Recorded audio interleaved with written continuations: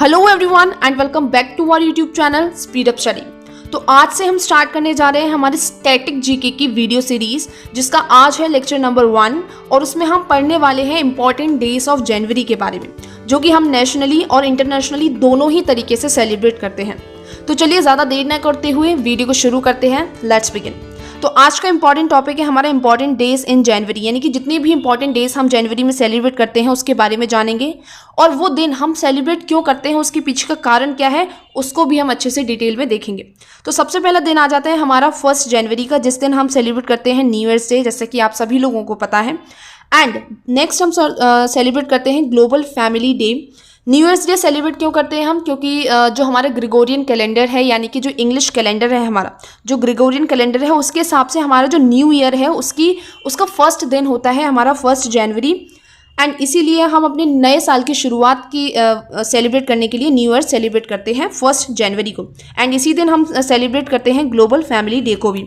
Next important day आ जाता है हमारा 4 जनवरी, जिस दिन हम सेलिब्रेट करते हैं वर्ल्ड ब्रेल डे। एक्चुअली में ये ब्रेल होता क्या है? ब्रेल एक्चुअली में होता है एक लैंग्वेज, एक टाइप ऑफ लैंग्वेज। जैसे हमें पता है कि हम कौन कौन सी लैंग्वेज जानते हैं। मान लीजिए आप इंग्लिश जानते होंगे, हिंदी जानते होंगे, तमिल, गुजराती, मराठी, पंजाबी, इस तरीके के आप काफ़ी सारी लैंग्वेजेस जानते होंगे। बट ये जो ब्रेल लैंग्वेज होती है वो सबसे जो कह सकते हैं स्पेशली बनाई जाती है हमारे ब्लाइंड पीपल्स के लिए, यानी कि जो देख नहीं सकते, जिनकी आंखें बचपन से ख़राब हैं, या फिर कह सकते हैं कि कुछ बीमारी की वजह से उन्होंने अपनी आंखें खो दी हैं। तो अब उन लोगों को पढ़ने का तरीका, देखने का तरीका, लोगों को लिखने का तरीका कौन सिखाता है? ब्रेल लिपि। इसको ब्रेल लिपि भी कह सकते हैं, या फिर ब्रेल एक लैंग्वेज भी है जो कि ब्लाइंड पीपल्स के लिए होती है। तो उनके लिए कह सकते हैं सद्भावना दिखाने के लिए, उनको उनके प्रति अवेयरनेस फैलाने के लिए लोगों के बीच में, तो हम वर्ल्ड ब्रेल डे सेलिब्रेट करते हैं 4 जनवरी को। नेक्स्ट हमारा इंपॉर्टेंट डे आ जाता है 6 जनवरी को, जो कि है वर्ल्ड वॉर ऑर्फन्स डे। यानी कि जब हमें पता है कि हमारे दुनिया में 2 वर्ल्ड वॉर हो चुके हैं, जो कि है world war 1 and world war 2। World war 1 और वर्ल्ड वॉर 2 में इतना ही ज़्यादा नरसंहार हुआ, जैसे कि हम सभी लोगों को पता है हिस्ट्री के तौर पे। तो उसमें जितने लोग कह सकते हैं जिनकी डेथ हुई, उनके लिए, और जिनकी डेथ हुई उनके परिवार वाले जो अनाथ हो गए हैं उनके लिए, उनको हेल्प करने के लिए, उनके प्रति सद्भावना दिखाने के लिए, उनके प्रति अवेयरनेस फैलाने के लिए जो वर्ल्ड वॉर ऑर्फन्स डे मनाया जाता है, वो मनाया जाता है 6 जनवरी को। नेक्स्ट आता है हमारे पास 8 जनवरी को, जिस दिन हम मनाते हैं African national Congress foundation day. यानी कि अफ्रीका में जिस दिन नेशनल कांग्रेस का जो कह सकते हैं स्थापना हुई थी, उस दिन को हम सेलिब्रेट करते हैं African national Congress foundation day, जो कि अफ्रीका में सेलिब्रेट किया जाता है, नॉट स्पेशली इन इंडिया। ये इंपॉर्टेंट डे हो जाता है अफ्रीका के लिए, क्योंकि इस दिन अफ्रीकन की एक पॉलिटिकल पार्टी जो कि है नेशनल कांग्रेस, उसका फाउंडेशन डे है। कब? 8 जनवरी को। नेक्स्ट इंपॉर्टेंट डे के बारे में हम देखें तो सबसे ज़्यादा इंपॉर्टेंट अभी तक का डे आ जाता है, वो है 9 जनवरी, जिसको हम सेलिब्रेट करते हैं NRI डे के हिसाब से, या फिर जिसको हम एक और नाम से जानते हैं, जो कि है प्रवासी भारतीय दिवस। प्रवासी का मतलब होता है जो भी इंसान किसी दूसरे देश से आकर एक देश में बस जाता है, एक इंसान जो दूसरे देश से आकर किसी एक देश में बस जाता है, उसको हम प्रवासी कहते हैं। अब इसीलिए हम यहाँ पर नेशनल NRI डे को सेलिब्रेट करते हैं, और प्रवासी भारतीय दिवस इसको हिंदी में कहा जाता है। अब ये आप सोच रहे होंगे कि 9 जनवरी को ही हम क्यों सेलिब्रेट करते हैं। एक्चुअली इसके लिए एक बहुत ही हिस्टोरिक इंपॉर्टेंट रीज़न है इसका, क्योंकि 9 जनवरी 1915 को हमारे राष्ट्रपिता जो कि है महात्मा गांधी जी, वो साउथ अफ्रीका से लौटकर इंडिया वापस आए थे। यानी कि महात्मा गांधी को अभी तक का सबसे बड़ा NRI माना जाता है, सबसे इम्पॉर्टेंट NRI माना जाता है, जो कि सबसे पहले NRI भी थे हमारे जो महात्मा गांधी जी थे, क्योंकि वो अपनी पढ़ाई के लिए, अपनी लॉ की पढ़ाई के लिए कहाँ गए थे? वो गए थे इंग्लैंड पढ़ाई करने। एंड अपना फर्स्ट केस को लड़ने के लिए वो गए थे साउथ अफ्रीका में, जहाँ से फिर वो 1915 9 जनवरी में लौट कर आए थे वापस भारत में। ठीक है, इस वजह से हम 9 जनवरी को NRI डे यानी कि प्रवासी भारतीय दिवस सेलिब्रेट करते हैं।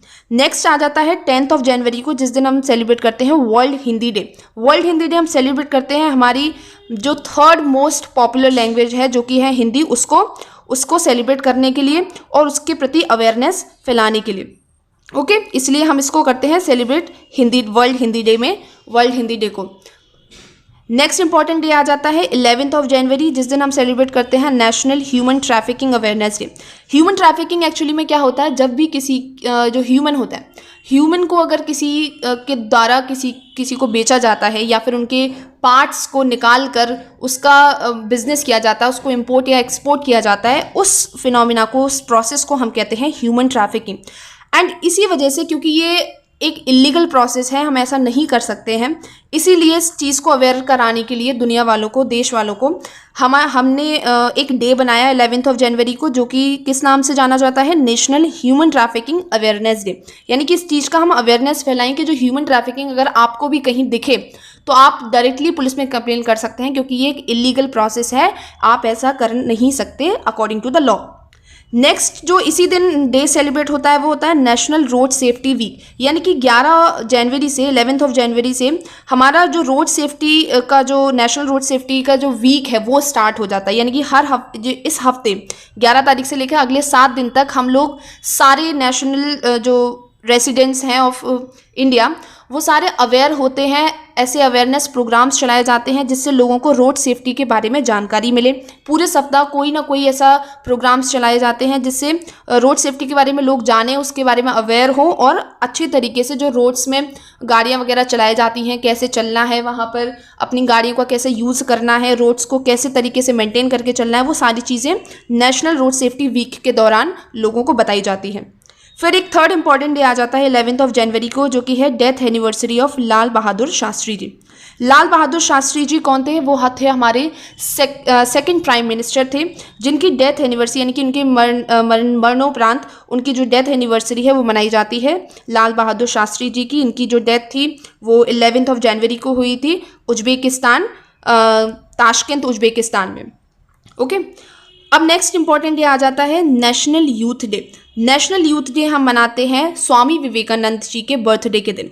यानी कि क्योंकि स्वामी विवेकानंद जी जो थे वो युवाओं के यानी कि यूथ के सबसे बड़े आइडल माने जाते थे, आइकॉन माने जाते थे। ठीक है, क्या माने जाते थे? आइडल माने जाते थे, आइकॉन माने जाते थे। यानी कि किसी भी युवा को अगर कुछ सीखना है कि उनको अपना जो युवा का जो समय है, उनका जो यूथ वाला जो समय है अभी चल रहा है, वो कैसे जिएं, कैसे आगे बढ़ें, उसको लेकर किस तरीके से वो अपनी चीज़ें संभालें, किस तरीके से अपने लक्ष्य को हासिल करें, तो उस तरीके से स्वामी विवेकानंद जी से काफ़ी सारी चीज़ें ऐसी हैं जो हम सीख सकते हैं। तो इसीलिए उनके जन्म दिवस पर हम नेशनल यूथ डे सेलिब्रेट करते हैं 12 जनवरी को। फिर नेक्स्ट आ जाता है हमारे पास 14th ऑफ जनवरी को मकर संक्रांति, लोहड़ी और पोंगल। यानी कि ये जो तीनों त्यौहार हैं वो तीनों ही सिमिलर हैं एक दूसरे से। ये तीनों ही हार्वेस्ट फेस्टिवल हैं और अलग अलग जगह मनाए जाते हैं, इसी वजह से इनके जो नाम हैं वो डिफरेंट है। मान लीजिए मकर संक्रांति जो मोस्ट ऑफ द जो मिडिल पार्ट या फिर सेंट्रल पार्ट है हमारे इंडिया का, वहाँ मनाया जाता है। लोहड़ी हो गई वो हमारे नॉर्दर्न पार्ट में यानी कि पंजाब हरियाणा वाले रीजन में इसको लोहड़ी कहा जाता है। वहीं अगर सदर्न रीजन में चले जाएं तो वहाँ पर पोंगल कहा जाता है मकर संक्रांति को ही। हमारा नेक्स्ट इंपॉर्टेंट डे आ जाता है 15th ऑफ जनवरी को, जिस दिन हम सेलिब्रेट करते हैं इंडियन आर्मी डे को। इंडियन आर्मी डे हम सेलिब्रेट करते हैं श्री KM करियप्पा जो थे हमारे फर्स्ट इंडियन यानी कि फर्स्ट इंडियन मिलिट्री कमांडेंट थे, वो उनका नाम था KM करियप्पा। उन्होंने अपना इंडियन आर्मी के कमांडेंट के तौर पर चार्ज लिया था इसी दिन को, इसलिए उसी दिन से हम इंडियन आर्मी डे सेलिब्रेट करना स्टार्ट कर दिया था। एंड उससे पहले हमारे पास जो आर्मी थी वो किसकी आर्मी थी? वो ब्रिटिश की आर्मी थी। तो इसलिए जिस वक्त हमें कह सकते हैं आज़ादी तो मिल गई 1947 में, बट हमारी आर्मी हमारी खुद की नहीं थी। हमारी जो आर्मी थी वो अभी भी एक ब्रिटिश चला रहे थे जिनका नाम था बुचर। उन आर्मी का जो कमांडेंट थे उनका नाम था बुचर। तो उसमें लोग तो इंडियंस थे लेकिन उनका कमांडेंट कौन था? बुचर। बट फुल फ्लेज्ड जो हमारे कमांडेंट आए मिलिट्री के फर्स्ट टाइम वो थे KM करियप्पा। इसलिए जिस दिन उन्होंने अपनी पद जो था पोस्ट संभाली उसी दिन से हम 15th ऑफ जनवरी से इंडियन आर्मी डे सेलिब्रेट करना स्टार्ट कर दिया था। नेक्स्ट इंपॉर्टेंट डे आ जाता है हमारा 18th ऑफ जनवरी को, जिस दिन हम सेलिब्रेट करते हैं नेशनल इम्यूनाइजेशन डे या फिर पोलियो डे। ये जो पल्स पोलियो डे हमारी सरकार ने यानी कि हमारी इंडियन गवर्नमेंट ने जो कह सकते हैं एक अभियान चलाया था, उसके लॉन्च के दिन से ही हम ये 18 जनवरी को पोलियो डे या फिर नेशनल इम्यूनाइजेशन डे सेलिब्रेट करते हैं। एंड ये जो पल्स पोलियो जो अभियान था वो सबसे सफल अभियान हम कह सकते हैं मेडिकल के क्षेत्र में गवर्नमेंट का, क्योंकि आज के दिन हमारे इंडिया में ज़ीरो पोलियो के जो बीमारी है वो हमारे इंडिया से पूरी तरीके से ख़त्म हो चुकी है आज। अब बात करें 19 जनवरी की, तो जिस दिन हम सेलिब्रेट करते हैं national disaster response force NDRF day. ठीक है, नेशनल डिज़ास्टर रिस्पांस फोर्स, यानी कि हमारे पास एक जो फोर्स होती है जहाँ पर कभी भी अगर कोई डिज़ास्टर हो जाता है, जैसे कि मान लीजिए अर्थक्वेक आ जाता है, सुनामी आ जाती है, या फिर कोई भी ऐसा नेचुरल डिज़ास्टर आ जाता है, तो वहाँ पर जो लोग फंसे होते हैं या फिर जो भी डेवलपमेंटल डिस्ट्रक्शन हो जाता है, तो वहाँ पर सबसे पहले जो मदद करने आता है वो कौन आता है? हमारा नेशनल डिज़ास्टर रिस्पांस फोर्स। तो इसके लिए हमने इसको सम्मान देने के लिए, इसको और बढ़ाने के लिए और बढ़ावा देने के लिए हमने क्या किया है?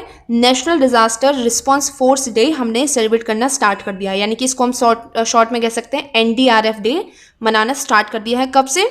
19 जनवरी से। नेक्स्ट अगर हम बात करें 23 जनवरी को, जिस दिन हम मनाते हैं नेताजी सुभाष चंद्र बोस, उनका बर्थडे होता है, यानी कि हर 23 जनवरी को हम नेताजी सुभाष चंद्र बोस की जयंती को सेलिब्रेट करते हैं। नेताजी सुभाष चंद्र बोस ने कौन सी अपनी पॉलिटिकल पार्टी बनाई थी? इस आंसर को आपको वीडियो के कमेंट सेक्शन में बताना है हमको। फिर 24 जनवरी को हम सेलिब्रेट करते हैं national girl child day. Actually national girl child day को सेलिब्रेट करने का एकमात्र रीज़न ये था क्योंकि जिस तरीके से गर्ल्स या फिर विमेंस के साथ जितना भी डिस्क्रिमिनेशन होता है उनकी एजुकेशन को लेकर, उनकी मैरिजेस को लेकर, या फिर उनके साथ जो सोशल डिस्क्रिमिनेशन भी होता है उसको दूर करने के लिए, उसको कह सकते हैं उसको हटाने के लिए, या फिर उसके प्रति उसके खिलाफ अवेयरनेस फैलाने के लिए, लड़कियों को भी जागरूक करने के लिए हम क्या सेलिब्रेट करते हैं? National girl child day celebrate करते हैं। कब? 24 जनवरी को। अगर हम बात करें 25 जनवरी को, तो उस दिन हम सेलिब्रेट करते हैं नेशनल टूरिज्म डे और नेशनल वोटर्स डे।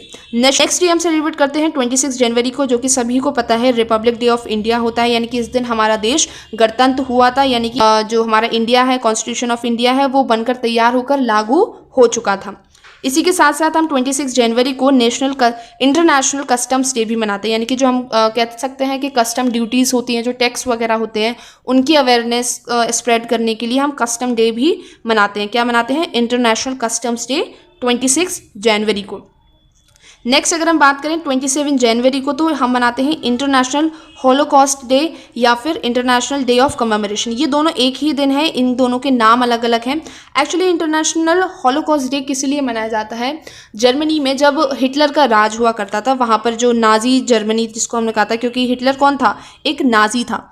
तो जब नाजी जर्मनी में काफ़ी सारे ज्यूज़ को एक बंद कमरे में एक जहरीली गैस दे के, कम से कम मिलियंस ऑफ पीपल होंगे उसमें, 2.3 या फिर 2.4 मिलियन पीपल्स थे वहाँ पर, एंड एक साथ उनको जहरीली गैस देकर वहाँ पर उनको मार दिया गया था।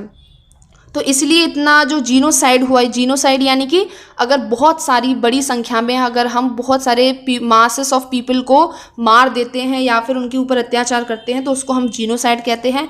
एंड जो जगह थी वो, उस जगह को हमने हॉलोकॉस्ट नाम दिया है, इसलिए इंटरनेशनल हॉलोकॉस्ट डे या फिर इंटरनेशनल डे ऑफ कमेमोरेशन, यानी कि उनकी याद में हम ये दिन मनाते हैं। जितने भी जो लोग मरे थे नाजी जर्मनी के हाथों, ज्यूस, जो कौन मरा था? ज्यूस मरे थे। किन्होंने मारा था? नाजी जर्मनी के लोगों ने उनको मारा था, जीनोसाइड हुआ था।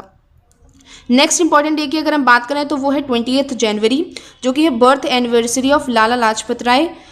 And second is data protection day, यानी कि डेटा प्रोटेक्शन कितनी इंपॉर्टेंट है और डेटा प्रोटेक्शन अगर नहीं होगी तो उससे कितनी सारी प्रॉब्लम्स खड़ी हो सकती हैं, उसके बारे में भी जो कह सकते हैं अवेयरनेस डे है, उसके लिए हम कौन सा डे मनाते हैं? Data protection day.